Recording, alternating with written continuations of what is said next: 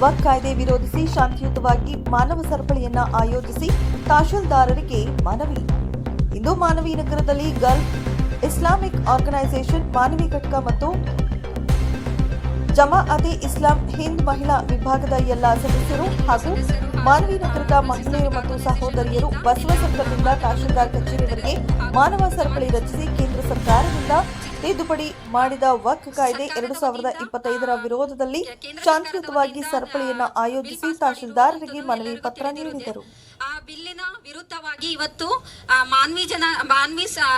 ಮಾನ್ವಿ ಸರಪಳಿಯಲ್ಲಿ ಮಾನ್ವಿಯಲ್ಲಿ ಬಸವ ಕೇಂದ್ರದಲ್ಲಿ ಒಂದು ಮಾನವ ಸರಪಳಿಯ ಜೊತೆಗೆ ಮಹಿಳೆಯರು ಖುದ್ದಾಗಿ ಮಹಿಳೆಯರು, ಯಾಕಂದರೆ ಈ ಕಾನೂನನ್ನು ನಮ್ಮ ಮೋದಿಜಿ ಅವರು ಉಮ್ಮೀದ್ ಅಂತ ಹೇಳಿ ಹೆಸರಿಟ್ಟಿದ್ದಾರೆ. ಮಹಿಳೆಯರಿಗಾಗಿ ಅಂತ ಹೇಳಿ ಈ ಕಾನೂನನ್ನು ತರಲಾಗುತ್ತಿದೆ.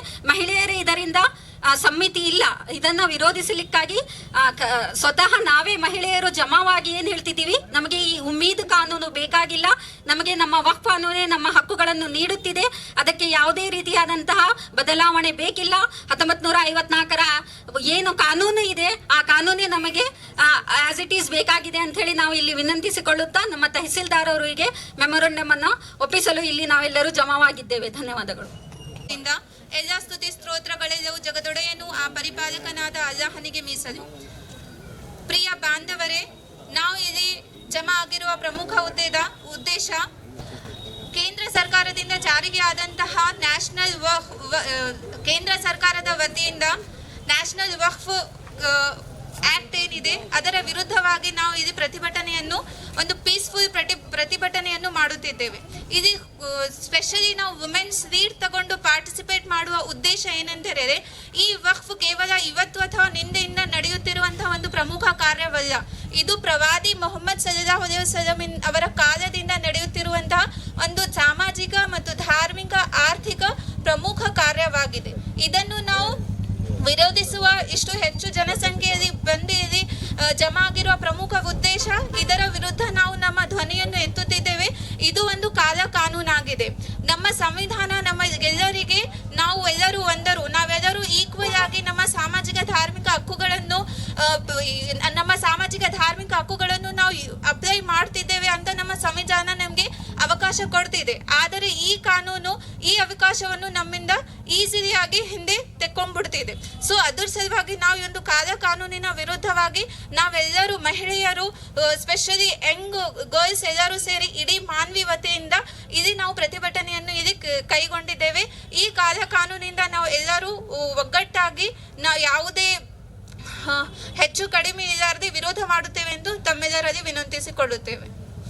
This date 30 June 2025 to the Honorable Tehsildar Manvi, 584-123 from Girls Islamic Organization Manvi Unit, Quba Masjid. Subject: urgent objection to the Waqf Amendment Act 2025. Request for action and representation. Respected sir, we the undersigned on behalf of the local community and concerned citizens submit this memorandum to record our strong objection to the Waqf Amendment Act 2025 and to seek your urgent intervention in the safeguarding and constitutional and religious right. Key objection to the amendment: the Waqf Amendment Act 2025 introduces provisions that gravely undermine the integrity and autonomy of Waqf institutions, evoking deep concern within our community. Major objections include: Section 23 arbitrarily replaces elected mutawallis with government-appointed chief executive officers, dismantling community oversight of sacred Waqf assets.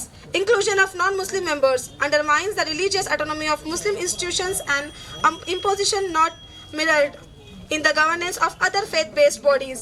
Repeal of Waqf by user. Section 3R jeopardize historically endowed lands used for religious purposes, nullifying decades of legal recognition.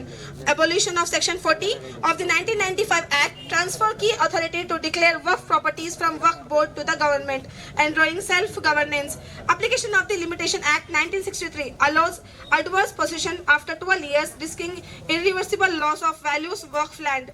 Tokenistic women's inclusion. The supposed involvement of women is performative as the 1995 Act already ensured this representation.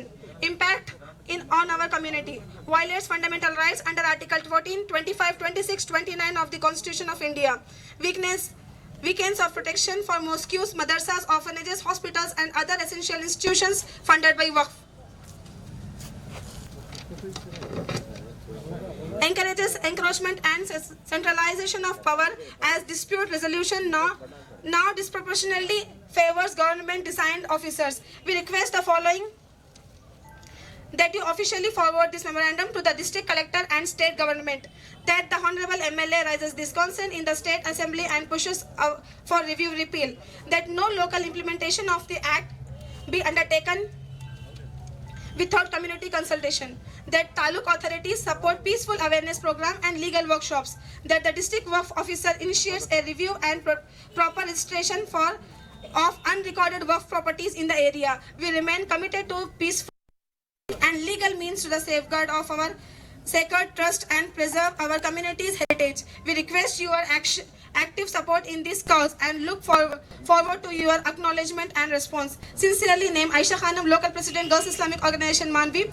Enclosure, summary of the objectional clauses, campaign leaflets, Waqf Bachao Muhim, signature of endorsing member and organization. Thank you, sir.